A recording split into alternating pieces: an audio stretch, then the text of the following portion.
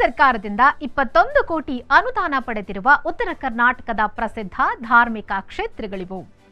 ಉತ್ತರ ಕರ್ನಾಟಕದ ಪ್ರಸಿದ್ಧ ಧಾರ್ಮಿಕ ಕ್ಷೇತ್ರಗಳಾದ ಹುಲಿಗೆಮ್ಮದೇವಿ ದೇವಸ್ಥಾನ ಹಾಗೂ ಅಂಜನಾದ್ರಿಯನ್ನ ಇನ್ನಷ್ಟು ಅಭಿವೃದ್ಧಿ ಮಾಡಿದರೆ ಬರುವ ಭಕ್ತರಿಗೆ ಅನುಕೂಲವಾಗುತ್ತೆ ಮತ್ತು ಮತ್ತಷ್ಟು ಪ್ರವಾಸಿಗರನ್ನು ಆಕರ್ಷಿಸೋಕೆ ಸಹಾಯವಾಗುತ್ತೆ ಎನ್ನುವುದು ಹಲವು ವರ್ಷಗಳಿಂದ ಕೇಳಿಬರುತ್ತಿರುವ ಬೇಡಿಕೆ.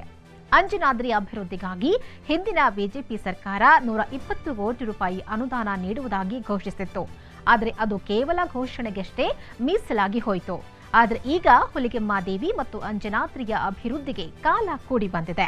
21 ಕೋಟಿ ರೂಪಾಯಿ ವೆಚ್ಚದಲ್ಲಿ ಅಂಜನಾದ್ರಿ ಬೆಟ್ಟ ಅಭಿವೃದ್ಧಿ ಮತ್ತು 30 ಎಕರೆ ಜಾಗದಲ್ಲಿ ಹುಲಿಗೆಮ್ಮದೇವಿ ದೇವಸ್ಥಾನ ಅಭಿವೃದ್ಧಿಗೆ ಮಾಸ್ಟರ್ ಪ್ಲಾನ್ ಸಿದ್ಧವಾಗಿದ್ದು, ಅದರಲ್ಲಿ ಕಾನೂನು ತೊಡಕಿರುವ 5 ಎಕರೆಯನ್ನ ಹೊರತುಪಡಿಸಿ ಉಳಿದ ಜಾಗದಲ್ಲಿ ನಾನಾ ಅಭಿವೃದ್ಧಿ ಕಾರ್ಯಗಳಿಗಾಗಿ ಸಿಎಂ ಬಳಿ ಅನುಮೋದನೆ ಪಡೆಯೋಕೆ ಸಿದ್ಧವಾಗಿದ್ದಾರೆ. ಮುಂದಿನ 16 ವರ್ಷಗಳವರೆಗೆ ಉಪಯುಕ್ತವಾಗುವಂತೆ ನದಿ ತಟದಲ್ಲಿ ಸ್ನಾನಘಟ್ಟ, ಸುಸಜ್ಜಿತ ಶೌಚಾಲಯ ಮತ್ತು ಪ್ರಯಾಣಿಕರಿಗಾಗಿ ಸುಮಾರು 5,500 ಬಸ್ಗಳು ಜೊತೆಗೆ 9,500 ಸಿಬ್ಬಂದಿ ನೇಮಕಾತಿಗೆ ಕ್ರಮ ಕೈಗೊಳ್ಳಲಾಗುವುದು ಎಂದು ಮುಜರಾಯಿ ಮತ್ತು ಸಾರಿಗೆ ಸಚಿವ ರಾಮಲಿಂಗಾರೆಡ್ಡಿ ಹೇಳಿದ್ದಾರೆ.